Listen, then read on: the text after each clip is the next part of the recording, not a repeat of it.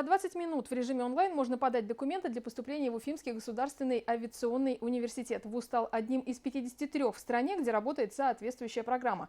Абитуриент все уведомления будет получать на мобильный телефон. Обсудим особенности приемной кампании в УГАТО вместе с временно исполняющим обязанности ректора, кандидатом экономических наук Сергеем Новиковым. Сергей Владимирович, здравствуйте. Добрый день. Рады видеть вас в нашей студии. Расскажите, пожалуйста, про особенности приемной кампании в УГАТО в этом году. Ну, главная особенность, что мы начали прием документов в дистанционном формате, и совершенно справедливо и правильно сказали, что можно подать документы к нам в университет как через сайт авиационного нашего университета, так и через госуслуги.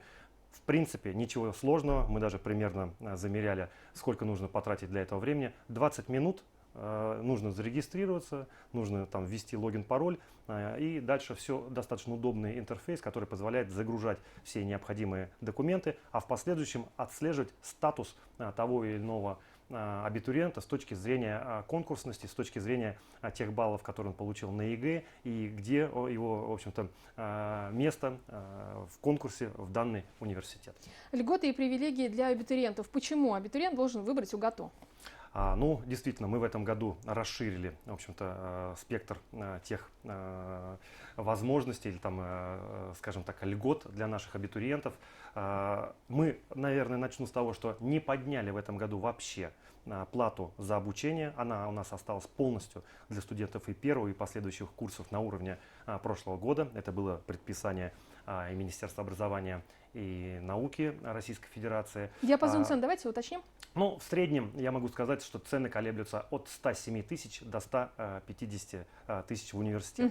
Но с этого года мы ввели еще дополнительные льготы для ребят подготовленных, для ребят талантливых. Могу так сказать, что если, в общем-то, это у нас высокобальник и набрал свыше 250 баллов, он имеет право претендовать в первом семестре на стипендию 50 тысяч рублей в месяц. Это, я считаю, что достаточно интересная история. Это выше средней зарплаты по республике. Да, если еще там посмотреть и приплюсовать, и хорошо будет учиться различные стипендии, повышенные или социальные, то мы действительно с отдельными у нас одаренными студентами общались, они получают и имеют доход 50, а то и более тысяч рублей в месяц. Кроме того, могу сказать, что у нас, если ты 100-бальник, то ты сразу при поступлении в ВУЗ, мы даем, как говорится, можно сказать, назовем их подъемные, 100 тысяч рублей разово. То есть это тоже дополнительный стимул ребятам выбрать наш ВУЗ. У нас на самом деле сложный технический ВУЗ, потому что нам нужны ребята подготовленные, потому что в дальнейшем учеба непростая. Это здесь надо знать и математику, нужно знать физику. Поэтому мы стараемся все-таки и боремся именно за то, чтобы к нам приходила подготовленная молодежь. Сергей Владимирович, конкурс по каким специальностям наибольший?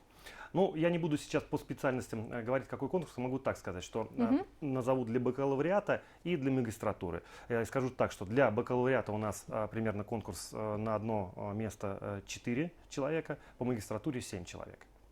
Так что конкурс есть, но я так скажу, что не надо бояться каких-то этих цифр. Нужно смело идти, смело приходить, доказывать, заявлять о себе, в общем-то, и развивать свои компетенции в рамках нашего университета.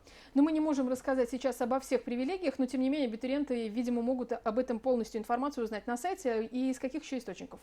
Но у нас максимально мы акцентируем внимание вот о всех новшествах, о том, что происходит в университете. У нас действительно на сайте, вот вы сказали, поступи онлайн через госуслуги. У нас и я сам активен в социальных сетях, у нас есть официальный аккаунт, у нас даже есть своя газета, которая, в общем-то, «Авиатор». Сегодня ей или в этом году исполнилось 25 лет. И, кстати, сегодня у нас день рождения у главного редактора, у Катковой Елены Вениаминовны. Поэтому, с вашего позволения, пользуясь случаем, что я нахожусь в прямом эфире, я бы хотел Елене Вениаминовне пожелать здоровья, всяческих благ и чтобы все получалось. Сергей Владимирович, давайте поговорим про проекты биомедицины. Если не ошибаюсь, есть такое направление. В чем уникальность, почему УГАТО это интересно? Действительно, есть у нас такой новый интересный проект совместно с Башкирским государственным медицинским университетом. Мы открываем в этом году магистратуру биомедицинская инженерия.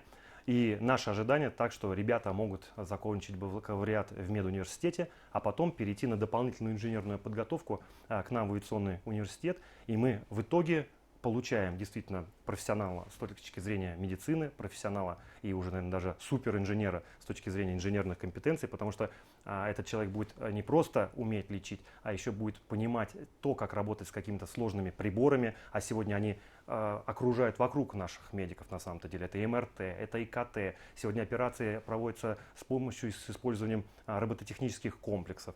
Поэтому я думаю, что если мы сможем и подпитаем действительно наших врачей вот этими компетенциями, мы получим еще более высоких специалистов. Ну и думаю, что наше население крайне заинтересовано в профессионалах, высоких профессионалах. Поэтому мы тоже, авиационный университет, хочет внести здесь свое лепто в дело здоровой нации. Вообще ревности здесь нет, что вы сотрудничаете с БГМО? Никакой ревности нет. С Валентином Николаевичем Опаловым, с ректором Башкирского государственного медицинского университета, у нас очень теплые, дружеские отношения, не только у меня, как у руководителя, но и у наших коллективов, коллег. Мы дружим, общаемся, мы проводим совместные научно-технические советы. В общем-то, здесь полное понимание, единство, перспектив, задач, и стараемся друг другу помогать. Я более даже скажу, что у нас дружба между всеми университетами Республики Башкортостан. Никто ни с кем не конкурирует. Мы, наоборот, помогаем друг другу, дополняем друг друга и, в общем-то, стараемся в тех или иных ситуациях быть друг другу полезны. Так что у нас дружное сообщество вузовское. А можно ли сказать, что вот эта связка БГМО-УГАТО – это уникальный союз в масштабах страны? Да, действительно, когда мы даже в Минобрнауке рассказывали об этой ситуации, они не поверили сперва, что да ну, быть не может, авиационный университет взаимодействует с медиками, где летчики и где медицина. Но я хочу сказать, что современный мир по-другому устроен. Сегодня все очень рядом, все очень близко. Тем более мы же не только готовим специалистов в области авиационных двигателей или там машиностроения, скажем, мы действительно, у нас широкая палитра компетенций, и самый большой факультет у нас факультет информатики и робототехники. Поэтому сегодня выпускники, кстати, авиационного университета, они востребованы по всей стране в различных направлениях, а не только в авиационной промышленности. Поэтому, в общем-то, мы рады союзу, партнерству с любыми нашими коллегами и находим применение своим компетенциям в самых неожиданных местах и отраслях. Ну и, кстати, про выпускников, уровень зарплат, который они получают по окончанию УГАТО, ну, при устройстве на работу, разумеется. Ну, могу так сказать, что УГАТО, буквально вот у меня вчера-позавчера коллеги прислали рейтинг, мы вошли в топ-20 наиболее оплачиваемых выпускников в стране среди вузов, заняли 13 место наряду с Казанским университетом. Так что действительно у нас ребята находят и легко находят работу после университета. И уже так никого не удивишь ты предложенные зарплаты в 60-70 тысяч. И еще ребята так смотрят и выбирают. Поэтому, ну, при условии, что подъемные 100, конечно. Ну, стараемся, потому что действительно у нас преподаватели очень много вкладывают сил, энергии в подготовку наших ребятишек, поэтому я считаю, что это справедливо, когда, в общем-то, потом эти ребята зарабатывают деньги, потому что в них вложено очень много и государством, и нашим коллективом, и души, ну и в целом. Сергей Владимирович, электролет от УГАТО за 3 миллиарда рублей производство планируете запустить. Что это за проект? Ну, не то, что мы хотим запустить производство, мы принимаем сегодня участие в конкурсе, проводимых Минобрнауки. Суть этого конкурса, что будут выделяться деньги для научного центра мирового уровня. Мы заявляем свои компетенции, что мы готовы стать и можем предложить свои компетенции для научного центра мирового уровня. Конкурс на сумму 3 миллиарда рублей на 5 лет.